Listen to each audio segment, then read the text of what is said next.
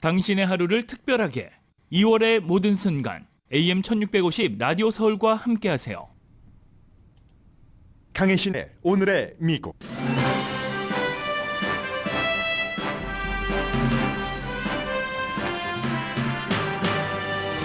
연방 판사가 백악관이 자신의 판결에 불복종했다고 공표했습니다. 백악관은 의회에서 승인한 연방 보조금을 그대로 집행하라는 판결을 거부하고 있습니다. 행정부와 사법부가 대체할 수 있는 조짐을 보여주는 중요한 사건입니다. 트럼프 대통령은 미국인이 외국 공무원과 회사에 뇌물 주는 것을 금지한 법 시행을 일시 중지하라는 행정명령에 서명했습니다.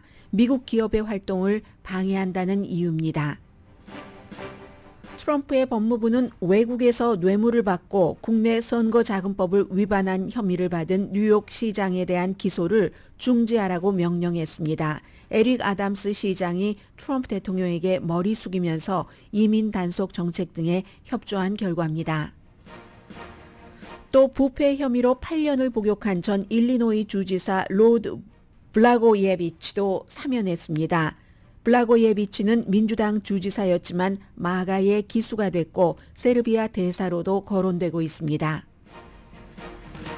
트럼프 대통령의 철강과 알루미늄에 대한 25% 관세 부과는 철강업계에서는 환영합니다. 그러나 소비자는 가전제품 등을 비싸게 사야 하고 더 광범위한 미국의 산업에 악영향을 줄 것이라는 지적이 강합니다. 또 국가별로는 저격총을 들어야 할 때 산탄총을 집어들었다는 표현도 나옵니다. 일론 머스크가 한때 동업자였던 챗GPT를 만든 오픈AI의 CEO 샘 알트만에게 싸움을 걸었습니다. 오픈AI를 사겠다는 제안인데 샘 알트만은 반대로 X를 헐값에 사겠다고 역제안을 한 대응을 했습니다. 이 싸움에서 이기는 사람이 세계에서 가장 강력한 기술인 인공지능 미래를 결정하는 데 중요한 역할을 할 수 있습니다. 하마스가 인질 석방과 휴전을 중단한다고 밝혔습니다. 언론은 하마스의 결정에 팔레스타인은 가자가 재건돼도 그 땅으로 돌아갈 권리가 없다는 트럼프 대통령의 발언도 영향력을 미쳤다고 보도합니다. 트럼프 대통령은 토요일까지 인질 석방을 안 하면 휴전은 끝이고 이유는 하마스의 지옥이라고 답했습니다. 방금 전 1초 전입니다. 지금 트럼프 대통령이 요르단 국왕을 백악관에서 직접 그 밖에까지 나와서 맞이했습니다. 오늘 이제 이 문제를 지금부터 요르단 국왕과 회담을 해서 문제 해결점을 찾게 됩니다. 우리는 플라스틱 빨대 시대로 돌아갈 것이다. 트럼프 대통령이 행정명령에 서명함으로써 연방정부는 종이 빨대 대신 플라스틱 스트로우 구입을 즉시 시행하게 됐습니다. 여러분 안녕하십니까? 오늘의 미국 강혜신입니다. 오늘의 미국을 여러분들께 이제 전해드리면서 항상 가장 큰 고민은 현실 생활에 이 뉴스가 얼마나 도움이 되는가? 그런 점입니다. 그런데 때로는 그렇게 고민을 하다가도 현실도 중요하지만 사실은 이상이 현실을 지배하고 이상이 현실이 되는 경우가 무척 많습니다. 지금 미국이 딱 그 시기입니다. 지난주 금요일에 여러분들께 그 뉴욕타임스를 인용을 해서 지금 미국이 헌법적 위기다. 헌정 위기, 헌정 질서 위기다라고 보는 전문가가 많다는 내용을 전해드렸습니다. 그리고 오늘 역시 그 첫 단계에 들어갔다. 헌정 위기, 헌법적인 위기 첫 단계에 들어갔다라고 평가하는 사람들이 많습니다. 당장 뭐 달걀을 뭐 코스코에서 트레이더조에서 뭐 얼만큼씩 제한을 산다는 것을 한다는가 너무 중요합니다. 그런데 미국이 헌정 위기, 헌법적인 질서가 무너지는 위기에 들어가면 지금 달걀값이 문제가 아니게 되는 겁니다. 아니면 이 좀 어수선한 과정을 거쳐서 더욱 뭐 도덕적으로나 윤리적으로나 현실적으로나 더욱 우수한, 더욱 훌륭한 다른 나라로부터 존경을 받는 미국이 될 수도 있지만 글쎄 그럴지 아니면 반대 방향으로 갈지 지금 기로에 서 있는 것 같거든요. 우선 연방 판사가 백악관이 나의 판결을 듣지 않는다. 나의 판결에 불복종을 한다. 이렇게 밝힌 게 역사상 처음이랍니다. 로드아일랜드의 판사인 존 맥코넬 판사입니다. 백악관이 법원이 내린 결정을 무시하고 있다. 이 결정은 1월 29일에 대통령이 먼저 행정명령을 내렸고 그 행정명령에 대해서 22군데의 법무장관들이 고소를 했고 그 고소에 대한 판결입니다. 뭐 너무 많은 요즘에 행정명령이 있지만 이 행정명령 자체는 2,600가지 정도의 연방정부가 이미 의회에서 승인을 해놓은 프로그램이요. 지원금이라든가 융자라든가 이런 것을 전부 중단해라. 돈이 어떻게 새 나가는지 그리고 내가 원하는 아젠다와 맞는가 맞지 않는가를 구분할 때까지 90일 동안 일단 돈 전부 안 주겠다고 했습니다. 그래서 고소를 했고 31일에 이틀 뒤죠. 연방 판사가 일단 이게 법적으로 여러 가지 결론이 나올 때까지는 그대로 원래 이건 의회의 소관이니까 돈을 배당하고 하는 것은요. 의회가 승인한 대로 그대로 집행을 해라 하는데 지금 집행을 하고 있지 않는다는 얘기입니다. 아마 한인들 가운데서도 이렇게 비영리 단체를 운영하시는 분들이 요즘 어려움을 많이 겪으실 텐데 딱 이제 여기서부터 대단한 행정명령의 시리즈가 시작이 된 거죠. 그리고 다른 국가에도 마찬가지입니다. 한국에도 여기에는요. 인플레이션 축소법, 인프라 투자 관리법, 바이든 시대의 그 법이죠. 그래서 거기에 따라서 여러 그 주정부에 배당된 금액이 있습니다. 조지아주 같은데 한국 기업이 많이 연관이 되는 거죠. 그래서 그런 자금 또 국립보건원에서 여러 가지 그 의학적인 연구를 하는데 그 기금 이런 것들도 다 그 중단을 해버렸습니다. 그래서 연방 판사는 이걸 집행을 안 하면 위헌일 가능성이 상당히 높으니까 법원에서 최종적인 결정을 내릴 때까지 집행을 해라 했고 그러나 백악관에서 이 명령에 법원의 판결에 불복종한다는 겁니다. 판사는 이미 돌이킬 수 없는 피해를 입혔고 돌이킬 수 없는 피해를 입히고 있다. 이렇게까지 얘기했는데 이 같은 말을 행정부가 법원의 판결을 무시한다고 판사가 직접 비난한 것이 미국 역사상 처음이랍니다. 그래서 이제 트럼프 대통령은 지금 새로 임기 2기에 들어와서 헤리티지 재단에 강력한 지원을 받고 또 마가의 아주 그 변함없는 사랑을 받으면서 지금까지 많은 것들이 잘못됐으니까 대통령이 모든 것을 변화시켜야지 돼. 연방정부 정말 이거 다 개혁을 해야지 돼. 이 같은 누가 준 권한인지 모르지만 지금 법하고 상관없는 그 같은 행정권 대통령의 권한을 주장을 하면서 그런데 모든 그 방어는 법정 싸움에선 다 졌습니다. 거의 모든 것들이 다 예를 들어서 USAID도 갑자기 다 멈춰버리고 나오지 말라고 하고 문 닫아라 하는 것도 법원에서 이건 아니지라고 얘기를 하고 지금 법원에서 모든 싸움에서 다 지고 있습니다. 그런데요. 생각해보면 법원에서 졌던 건 이건 정말 작은 일입니다. 부정선거라고 하면서 수없이 수십 건 60건 이상을 법원에 소송을 했는데 전부 기각되고 다 졌습니다. 하나 빼고 하나도 뭐 부정선거였다는 판결을 내린 건 아니에요. 절차상의 문제에 대한 판결이었지. 그럼에도 불구하고 그 모든 싸움에서 다 이기고 여기까지 온 트럼프 대통령과 주변 사람들입니다.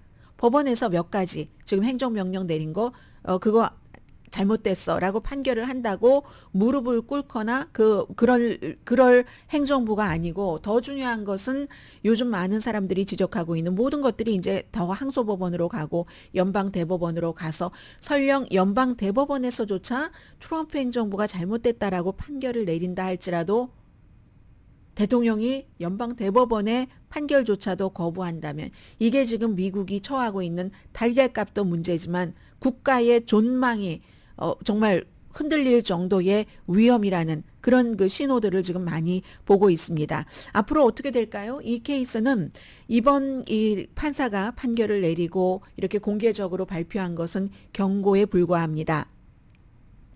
예를 들어서 집행을 하지 않는 그런 담당자들을 법정 모독죄로 또 이제 뭐 어떤 뭐 법정 모독죄가 아니고 왜 이렇게 내가 집행하라고 하는데 집행하지 않는가라는 설명을 하라고 일단 그 요구를 할 수가 있고요.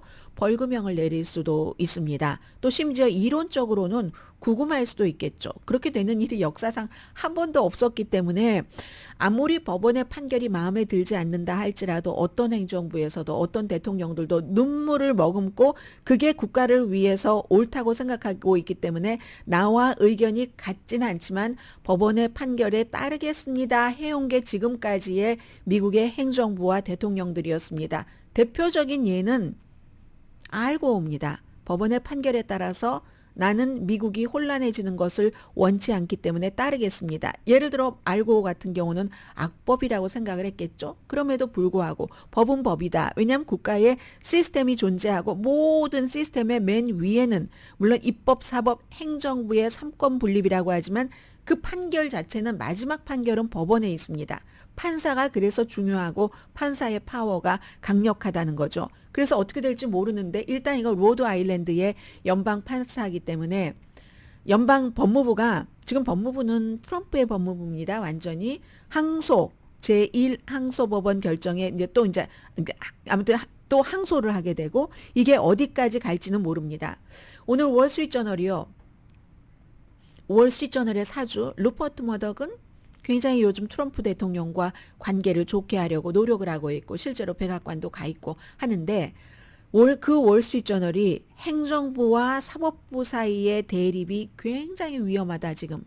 이렇게 되면 국가가 엉망진창이 됩니다. 뭐 지금 한국에서도 비슷하게 한쪽에서는 이런 판결을 내리면 본인이 원하는 판결이면 맞다고 하고 아니면 저 사법부 글러먹었다고 얘기를 하죠. 지금 미국이 그렇게 될 수 있다는 얘기입니다. 더군다나 일요일에 어떻게 돼 있냐면 지금은 이제 독일과 파리를 방문을 해서 뭐 안보 회의라든가 인공지능 정상회담에 참석하고 있는 JD 벤스 부통령이 일요일에 많은 실사 그 토크쇼의 인터뷰에서 대통령이 뭐 연방 법원의 판결도 무시할 수 있지.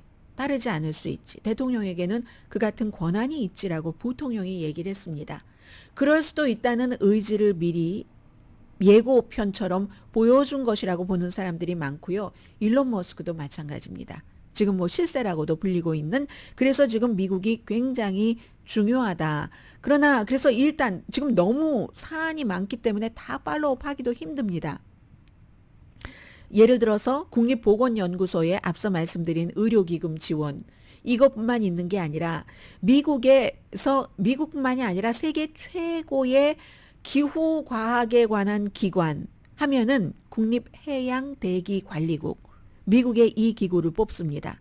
이 기구에 일론 머스크의 너치가 지구온난화와 관련해서 지금까지 어떠한 그 지원한 것, 이 지원한 내역을 전부 밝혀라 라고 요청 내지는 명령을 내렸거든요. 그러니까 세계 최고의 기후과학기관 중에 하나인 국립해양대기관리국은 이거 우리 삭감하려고 하는구나. 왜냐하면 트럼프 행정부가 기후변화 없다고 얘기를 하고 그러니까 그런가 보다 하고 지금 굉장히 아무튼 그 우려를 하고 있고요.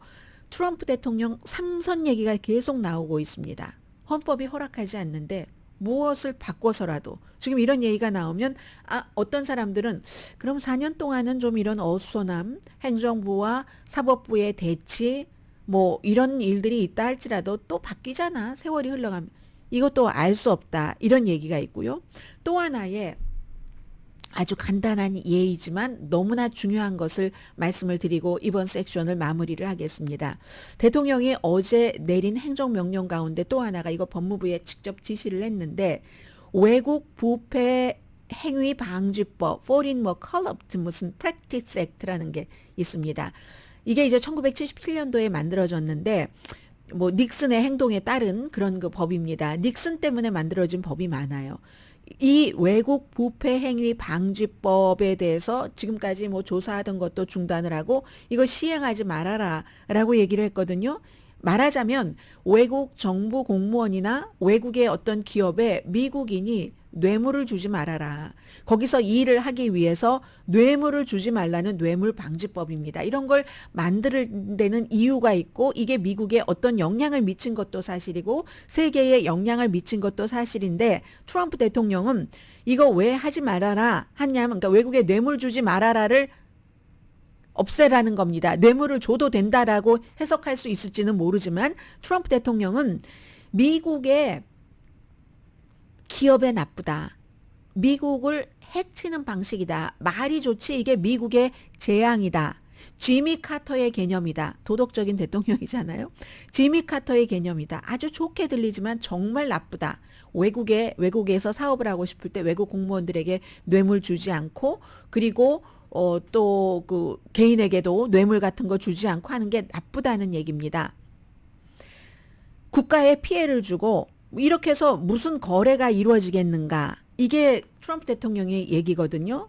이게 워터게이트 사건을 막 수사하다가 어떤 일이 제일 중요한 것이 자세히 말씀을 드리지 않아도 알고 계시는 분들은 다 알고 계시겠지만 일본의 그 락히드 사건이 있었죠. 1976년도. 이런 사건들 같은 게 있으면 미국 기업들이 외국 공무원들에게 엄청나게 대규모로 막 뇌물을 주고 이런 사건입니다. 그러니까 미국 내에서 미국이 이래서는 안 된다. 결국은 이게 우리에게 돌아온다. 아주 공정한 경쟁력으로 뭘 따올 수 있는 게 아니라 우리 미국의 기술이나 자본이 충분히 외국에서 공정한 경쟁력으로 따올 수 있는데 우리가 이렇게 뇌물을 주다 보면은 세계가 다 더러워진다. 다 더러워져서 우리도 계속 뇌물을 줘야지 되고 점점 더 골치 아파진다. 그럼 우리에게 해가 된다. 우리는 공정하게 해도 이길 수 있는 자본과 기술과 인재들이 있기 때문에 이래서 만들어진 법입니다. 카터 행정부가 1977년도에 바로 이 외국에 뇌물을 주지 않는 외국 부패 행위 방지법이라는 것을 만들었었죠. 그 뒤에 이제 미국의 기업이 도덕성을 조금 회복하기도 했다고 하고 국제적으로 신뢰도 회복하는데 시간은 걸렸죠. 그 락히드 사건이 있었기 때문에 일본의 전 총리가 구속된 사건이잖아요. 그래서 이게 시행이 되고 나서 미국에서만 이런 게 만들어진 게 아니라 그 OECD 국가들도 97년도에 뇌물 방지 협약이라는 것을 만들어냈습니다. 그래서 우리가 다 모든 나라들이 공정하게 경쟁을 하자 하는 것들이 확산이 됐죠. 글로벌 반부패 노력 같은 것을 강화하는 것으로 된 겁니다. 근데 이제 지금은 트럼프 대통령이 그리고 모든 것은 만들어지면은요, 약간의 변화와 그 좋은 작용과 나쁜 작용들이 많이 있긴 있죠. 그러나 이것 자체는 뇌물을 주지 말고 하자. 그래서 우리도 당당하게 경쟁을 하자 하는 거기 때문에 사실은 법 시행 차원을 넘어서 국제 비즈니스 환경을 깨끗하게 만들어서 우리가 깨끗한 환경에서 더 잘할 수 있으니까 이게 이제 밑에 깔려 있겠죠. 그런 건데 트럼프 대통령이 이거 미국의 해가 되잖아. 외국 공무원들에게 돈 주지 말고 뇌물 주지 말고 외국 기업에도 뇌물 주지 말고 이런 것 없애 하는 행정명령에 서명을 하고 이걸 자랑스럽게 얘기를 했습니다. 이게 바로 오늘의 미국입니다.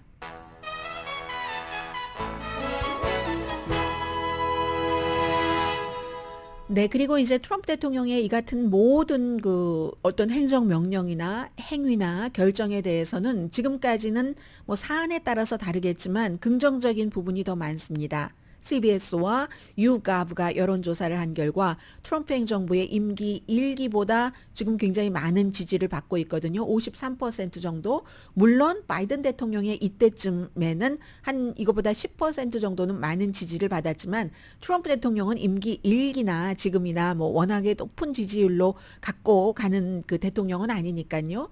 본인의 지지 기반에서의 지지가 워낙에 뚜렷해서 그렇지. 그래서 지금은 여러 가지를 다 뭉뚱그려서 트럼프 대통령에 대해서 긍정적으로 그리고 아직은 이제 3주일 조금 지났으니까 좀 마음에 들지 않는 부분도 기다려주기도 하고요. 그게 이제 경제적인 부분이겠죠. 그리고 이민에 대해서는 불법 체류자를 체포하는 거 원래 목표에 지금 반도 이루지 못하고 있고 바이든 때보다도 오히려 더 적다 하는 조사도 나오고 있는데 그러나 이제 그런 것은 트럼프 대통령의 의지를 알기 때문에 사람들이 지지를 하고 더군다나 본인이 공약했던 것을 그 공약을 내가 좋아하던 싫어하던 공약했던 것을 굉장히 빨리 집행하네. 이런 면에서 트럼프 대통령에 대한 지지도는 현재 높은 편이라는 것 말씀드립니다.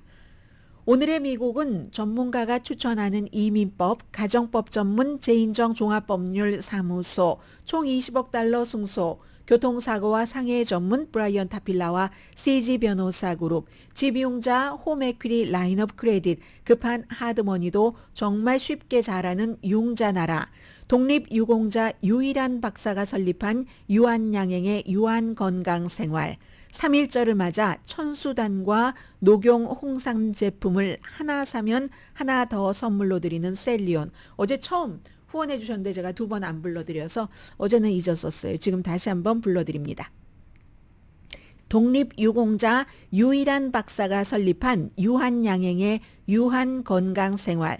3.1절을 맞아 천수단과 녹용 홍삼 제품을 하나 사면 하나 더 선물로 드리는 셀리온. 세계 최초 AT와 인공지능 마사지 체어 디오스를 사이프러스 카후나 본사에서 체험하세요. 카후나 마사지 체어 공동 후원입니다. 잠시 뒤에는 역시 그 변화하는 미국인데요. 이 변화하는 미국 가운데서 전 같으면 이런 일이 있으면 분명히 이건 나쁜 일이야. 이렇게 생각을 했는데 그런데도 사면이 되네. 뭐만 잘하면, 누구에게만 잘하면, 아부만 잘하면, 누구 마음에만 들면 이 굉장히 그 가치관이 흔들릴 수도 있는 이런 이제 새로운 행정부의 여러 가지 일들 전해드립니다.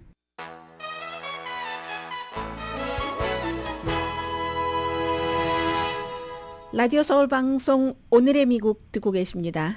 제가 여러분들께 뉴스를 전해드렸었는데요. 이건 뭐 어떤 정치인이 어떻게 됐다 하는 것을 좀 봐주십사 하는 뜻이 아니라 지금 미국의 흐름이 이렇게 가고 있구나. 왜 흐름이라는 게 높은 데서부터 내려오는 것도 있고 하잖아요. 그런 케이스를 2가지를 말씀을 드리겠습니다. 우선 하나는 2사람 다 민주당 정치인인데요. 한 사람은 뉴욕의 시장이고 현 시장이고 또 한 사람은 일리노이주에서 전에 주지사를 했었던 사람입니다. 뉴욕 시장부터 말씀을 드리자면은 이제 그 대통령이 봐준 거예요. 그래서 연방 법무부가 연방 검찰에 어제 지시를 했습니다. 에릭 애덤스 뉴욕 시장에 대한 부패 혐의를 기각을 해라. 이렇게 지시를 했거든요.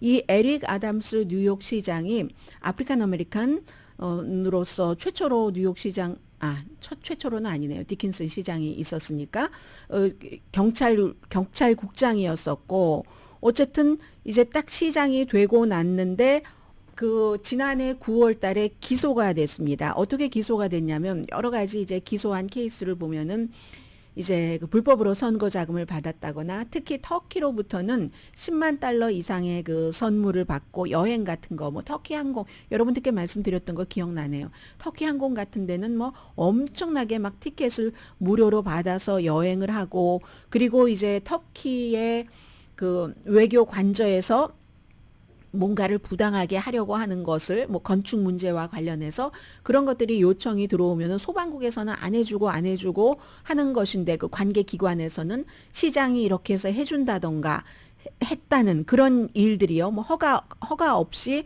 아주 무슨 빌딩을 어떻게 한다던가 이런 것들 특혜를 받았다. 그래서 뉴욕 시장으로서는 처음으로 기소된 사람입니다. 본인은 다 무죄를 주장을 했습니다. 물론 비행기 티켓이라든가 이런 증거는 있으니까 기소가 됐죠. 그런데 어제 연방 법무부에서 부패 혐의를 기각해라. 그리고 더 이상은 수사하지도 말아라. 이렇게 얘기한 것은 2가지 이슈였었는데 처음에는 하나는 선거가 얼마 남지 않았다. 11월 달에 이제 선거가 치러지는데 선거가 끝날 때까지는 추가 조사하지 말아라. 이러면 이 사람 재선에 나가야지 되는데 지금까지는 재선 어림도 없다라고 생각을 했었죠. 뉴욕 시민들의 지지율도 10%밖에 나오지 않으니까. 그러나 요즘은 알 수가 없어요. 트럼프 이후에는 트럼프도 저렇게 돼서 저렇게 대통령까지 됐는데 하는 거잖아요. 그래서 응답자들 10% 정도만 지지를 한다고 하지만 재선 가능성도 조금 더 열리게 되는 거고요. 또 하나는 재선인데 이거 부당하다. 그 사람 계속 수사를 하면. 그리고 그러면 밥 메넨데스도 재선 때 수사해서 그 사람 유죄 판결 받고 앤디 김이라는 코리안 아메리칸 최초의 연방 상원 의원이 나왔는데요. 2번째는 더 중요한 게 트럼프의 이민 정책 시행에 방해가 된다. 이 시장이 나가면. 시장이 민주당이지만 트럼프의 불법 체류자 추방에 대해서 굉장히 협조를 하고 있습니다.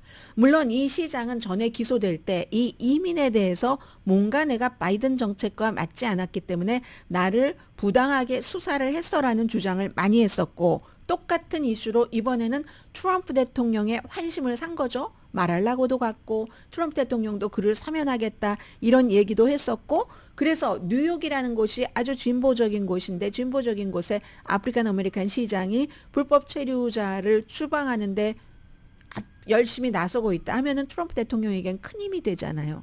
연방 법무부가 그 같은 이유를 들어서 그에 대한 수사 일단 스탑을 해라 이렇게 얘기를 했습니다. 그랬더니 연방 검찰이 지금 하는 얘기가요. 야, 이거 법무부의 이 같은 명령은 끔찍하고도 투명한 부패를 그대로 보여준다. 이렇게 그 얘기를 했습니다. 근데 완전히 끝난 건 아니에요. 이제 검사가 다시 연방 판사에게 이 기각은 아닌데요 하고 뭐 청원을 할 수도 있고요. 또 선거가 끝난 이후에 다시 이걸 오픈을 할 수도 있습니다.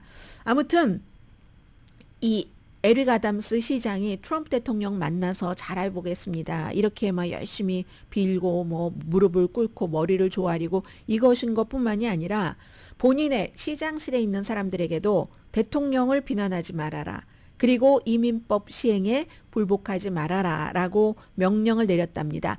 이 이민법을 시행을 해서 불법 체류자를 체포하고 하려면 로컬 정부의 협조가 없으면 안 되는 거니까요. 아무튼 이런 일이 있고 또 하나는 전 일리노이 주지사 로드 블라고예비치 아주 조건 없는 사면을 했습니다. 이 사람이 부패 혐의가 얼마나 지독했으면 8년을 복역을 했습니다.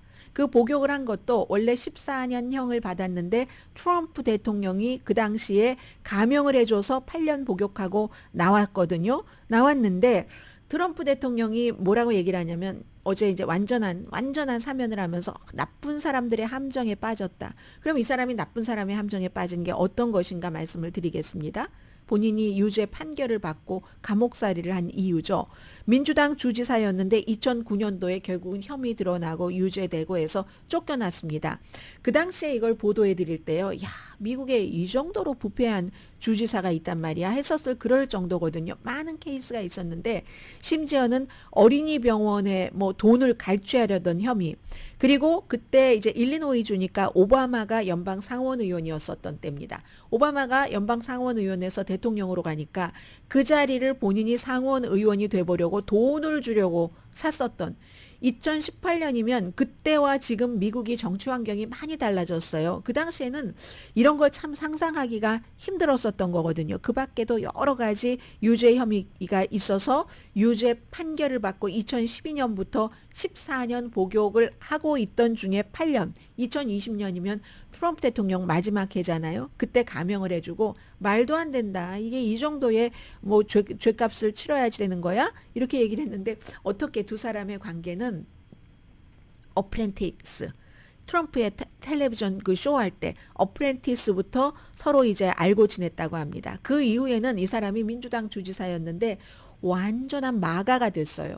그래서 Make America Great Again 마가의 기수로 공화당 전당대회도 갔었고 심지어 얼마 전에는 보니까 폴리티코가 보도하기를 세르비아 대사로 거론되고 있다. 본인은 뭐 아니라고는 해요. 아니면서 나는 정의를 추구한다. 부패한 검찰에 의해서 내가 마녀 사냥을 당해서 좀 똑같이 이런 얘기를 합니다. 에릭 아담스 뉴욕의 시장도 이런 얘기를 하고 이렇게 8년 동안이나 복역을 한 본인이 마녀 사냥을 당했으면 그러면 다시 무슨 뭐 재재판을 요구를 한다던가 해야죠. 로드 블라고예비치 전 일리노이 주지사는 지금 이런 얘기를 하는데 중요한 것은 예를 들어서 어떠한 시기와 어떠한 정권 아래서 약간 좀 내가 저지른 죄보다 지나치게 뭔가를 내가 좀 부당한 대우를 받았다라고 주장을 할 수는 있지만 그렇다고 해도 그 사람들이 지은 죄가 사라지는 건 아니죠. 뉴욕시장이나 일리노이 전 주지사나 트럼프 대통령이나 다. 그런데 지금은 무조건 내가 그럴 수 있는 환경만 되면 마녀 사냥이야. 난 죄가 없어. 오히려 정의를 추구한다고 얘기를 하잖아요. 미국이 지금 이런 환경이 됐다는 건 말씀드리고요. 연방 판사가 공무원들에 대해서 어제가 이제 마감 날이었었잖아요. 연방 공무원들 트럼프 대통령 또 일론 머스크의 낫지가 9월 30일까지는 전부 모든 혜택을 그대로 줄 테니까 뭐 재택근무를 하든지 일을 안 해도 좋고 하다는 자진 사퇴 이걸 또 연기하라고 지난주 원래 목요일인가 그랬었죠. 목요일에서 월요일까지 연기했다가 또다시 지금 연기를 하는 그 같은 판결을 내렸습니다. 자, 지금 이런 일들이 있고요. 그리고 또 말씀드릴 것이 많은데 여기까지만 일단 말씀드리고 잠시 뒤에는 지금 관세와 관련해서요. 25% 어제까 아침까지만 하더라도 철강에 대해서 25%, 알루미늄에 대해서 10%라고 했는데 나중에 행정명령 내릴 때 보니까 25% 똑같이 됐거든요. 일반인에게도 또 수출을 하시는 모든 분들에게도 영향이 미쳐지는데 이걸 또 큰 그림에서 보는 매체들도 있거든요. 잠시 뒤에 전해드립니다.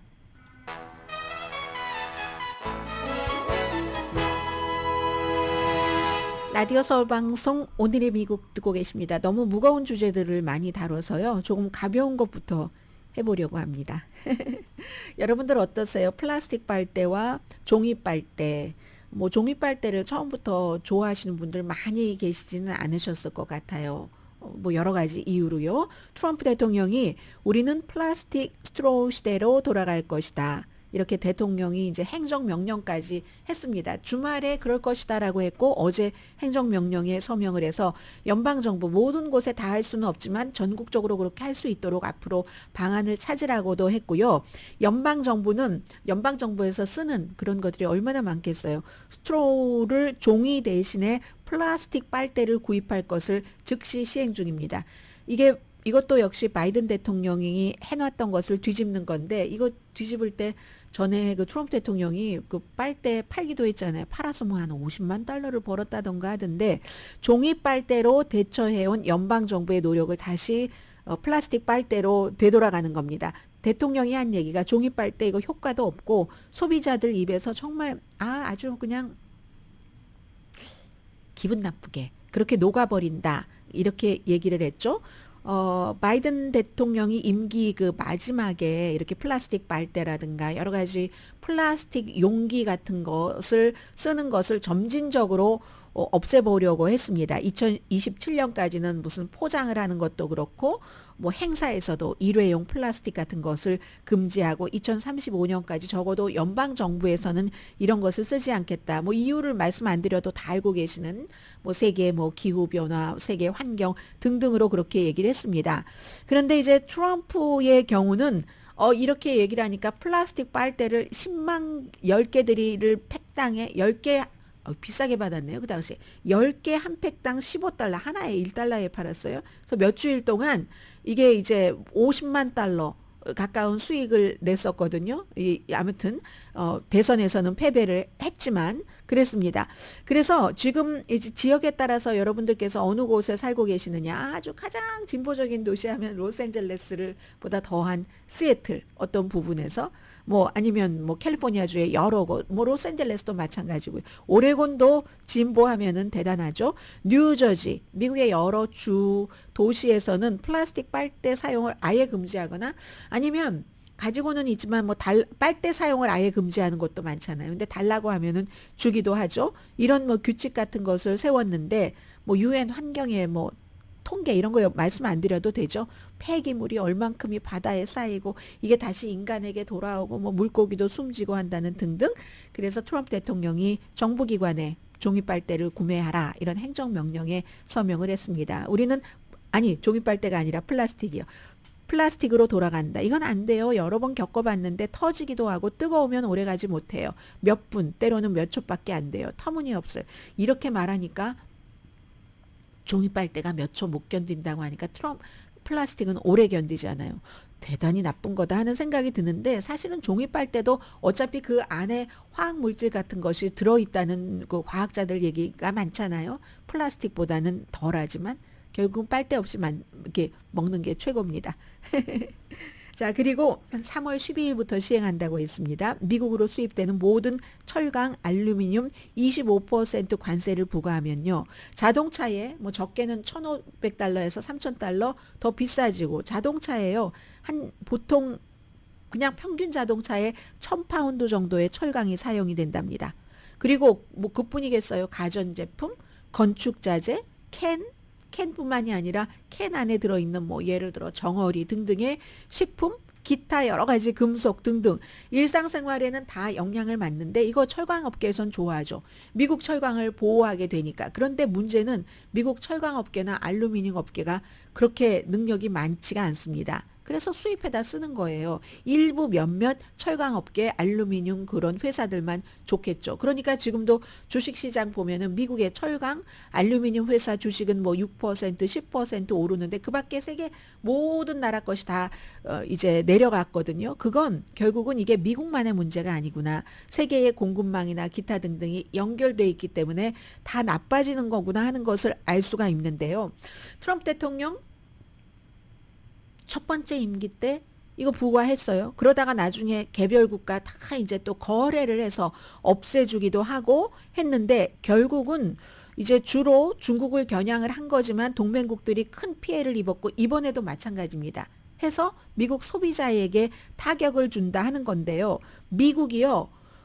전체 미국에서 쓰고 있는 철강의 25%를 수입을 하는데 그 뭐 5분의 4 정도를 네 나라 어제 말씀드렸죠. 순서가 캐나다 그리고 브라질, 멕시코, 한국 이런 순으로 수입을 많이 해오잖아요. 이런 나라들에서 또 유럽연합도 조금 포함되고 그렇게 해서 25% 전체적으로 쓰는 것에 25%를 수입을 하는데 이런 나라들이 뭐 5분의 4 정도를 차지하고 있고 지금까지는 관세 없었는데 25% 붙인다는 거고 알루미늄은 70%를 수입합니다. 그러니까 미국의 알루미늄 공장이 얼마나 없는가 하는 것을 알 수 있는 거죠. 이 가운데서 70% 알루미늄을 수입을 하는데 그가 수입하는 알루미늄의 60%는 캐나다에서 여기에 또 관세가 없었는데 25% 캐나다는 동맹국이라고 하면서 25%또 51번째 주가 되라 하니까 이런 내용을 이코노미스트는 러시아나 중국보다 동맹에 훨씬 해가 되는 거다. 미국 철강 제조 회사에 약간의 이득이 되겠지만 전반적인 경제는 해가 된다. 수입하는 게 물건이 비싸지면 그렇게 해서 만든 다른 물건들이 다 비싸니까. 그러니까 뭐 중국 이런 데를 겨냥을 해서 저격수의 총을 쏴야지 되는데 완전히 산발적으로 터져버리는 산탄총을 집어든 것과 똑같다라고 얘기를 합니다.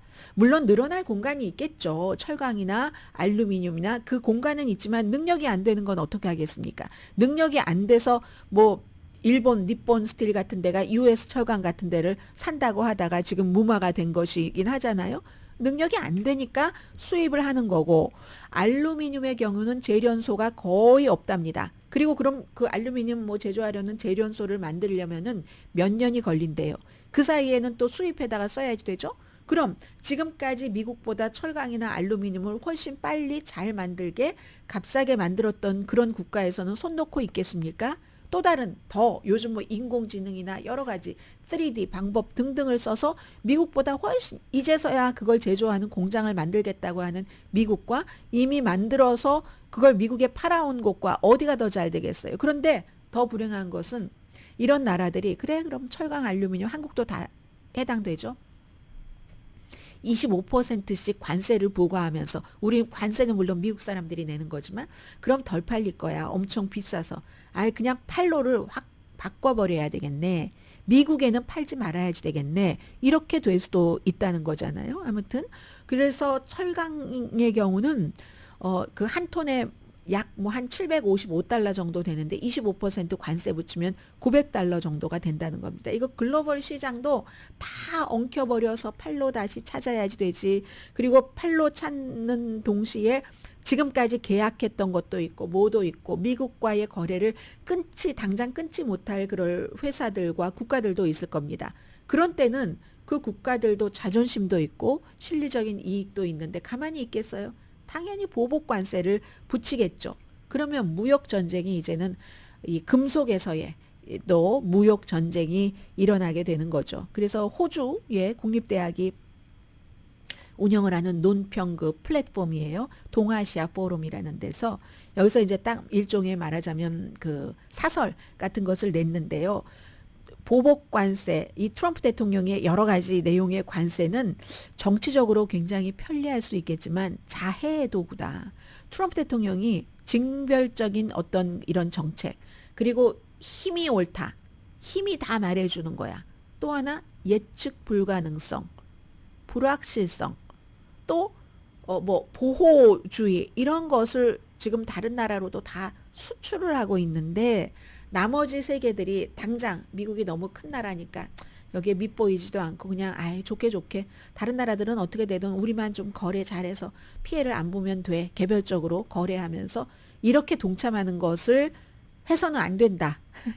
이런 지적을 하고 있는데 그건 이제 각 나라의 형편에 따라서 다 완벽한 방법은 없을 것 같아요. 약간 절충하면서 해야 되지 않을까 싶고요. 오늘 또 미국의 최대 뉴스는 일론 머스크가 오픈 AI 본인이 같이 공동으로 일을 했었던 그 오픈 AI를 사들이겠다라고 제안을 하고 그 오픈 AI의 샘 알트만 요즘 약간 트럼프와 친하잖아요. 그것도 생각을 한 것 같아요. 일론 머스크가 여기에 대해서 어떻게 반응을 했는가 잠시 뒤에 전해드립니다.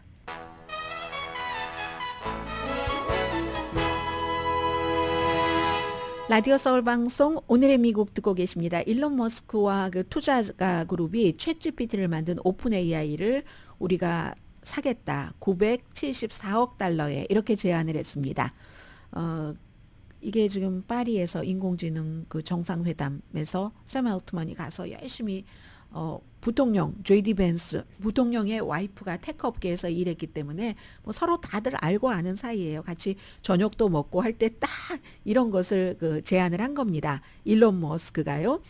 그리고 또 그것보다도 더 스타게이트라는 최근에 뭐 손정희 회장이라든가 이 샘 알트만 이런 사람들이 만들어서 그 5천억 달러를 기금을 모아서 뭐 기간 시설, 인공지능의 기간 시설을 만든다. 한국의 회사에도 막 그 투자를 하라고 하고 이런 것이잖아요.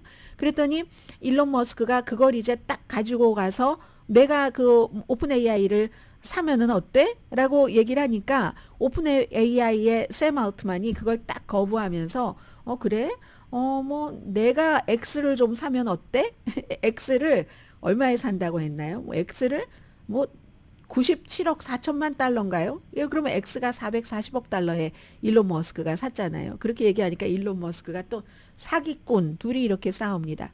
두 사람은 오픈 AI가 2015년도에 설립됐는데 그때부터 2019년까지 공동 의장이었습니다. 그리고 최근에는 이제 이 오픈 AI가 약간 상업종으로 돌기 시작하죠. 공동 의장이었고 그 이후에는 또 일론 머스크도 나름대로 XAI인가요? 인공지능을 또 만들기 시작하고 샘 알트만의 오픈 AI가 막 처음에 떠오르고 할 때 일론 머스크가 지금 인공지능 개발하면 안 돼. 적어도 6개월은 늦춰야 돼. 너무 위험해 하더니 나중에 알고 보니까 본인이 하려고 그랬어요.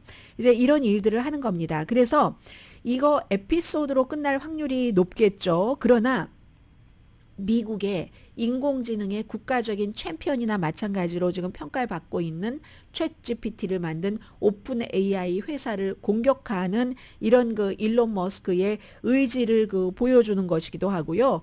아무튼 그 누가 이것을 만약에 또 그 돈이 마련이 돼서 인수가 된다고 하면 샘 알트만과 일론 머스크가 또 스타일이 약간 다르니까 미국의 인공지능 방향을 어떻게 또 가져갈 수 있느냐 그런 문제도 있긴 있죠. 그리고 인공지능과 관련해서 제가 아주 기쁘게 하나 말씀드리고 싶은 것은요. 이용하는 게 좋고 정말 많이 그 도움이 되지만 활용은 하되 너무 지나치게 의존하면 예를 들어서 암산 같은 게 한국 사람들은 아직은 빠르잖아요. 한국의 나이 든 세대는 뭐 주판 하시는 분들도 그렇고 그러나 그 이후 세대는 계산을 할 줄 모르죠. 이런 그 계산기가 나왔기 때문에 그것과 마찬가지로 인공지능을 활용은 하시되 내가 주가 되고 부려야지 그렇지 않으면 안 된다는 말씀을 드리고 싶은데요. BBC 방송이 오늘 제가 너무 좋아하는 뉴스를 보도를 했는데 인공지능 뉴스가 너무나 심각하게 부정확하다. 심지어는 이게 의견인지 오피니언인지 팩트를 보도한 아티클 기사인지도 구분하지 못하고 날짜 엄청 혼돈하고 그리고 무슨 컴마 있으면 전혀 다른 것으로 뭐 오해를 하고 이런 식으로 사실과 의견조차 기본적인 것조차도 구분을 못하는 이런 경우가 굉장히 많았다는 BBC의 리포트가 나왔어요. 그래서 얼마 전에 애플이 인공지능 무슨 뉴스 피드 같은 거 만들다가 요즘에 조금 주춤하지 않던가요? 이런 뉴스 저는 기쁜 마음으로 전해드리고 있고요. 오늘의 미국은 전문가가 추천하는 이민법, 가정법 전문 제인정 종합법률사무소 총 20억 달러 승소, 교통사고와 상해 전문 브라이언 타필라 변호사, 집 융자 홈 에퀴리 라인업 크레딧, 급한 하드머니도 정말 쉽게 자라는 융자 나라, 독립 유공자 유일한 박사가 설립한 유한양행의 유한건강생활, 3.1절을 맞아 천수단과 녹용 홍삼 제품을 하나 사면 하나 더 선물로 드리는 셀리온, 세계 최초 AT와 인공지능 마사지 체어 디오스를 사이프러스 카후나 본사에서 체험하세요. 카후나 마사지 체어 공동 후원이었습니다. 10시에 브라보 마이 라이프 방송됩니다. 네, 지금 트럼프 대통령이 킹 압둘라 요르단 국왕을 지금 백악관에 만나서 얘기를 하고 있는데 표정이 상당히 심각하고요.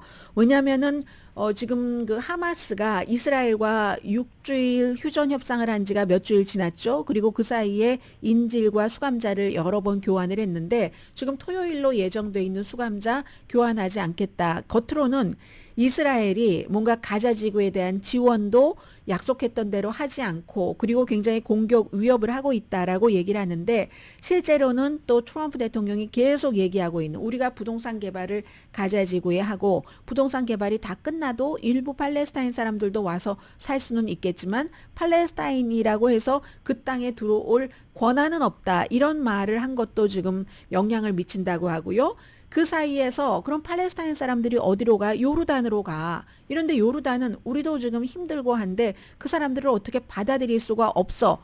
또 그럼 대통령은 그럼 요르단에 대해서 미국이 지원하는 것을 끊어버려야지 되겠네? 지금 이 같은 문제로 백악관에서 회담하고 있습니다. 강혜신이었습니다.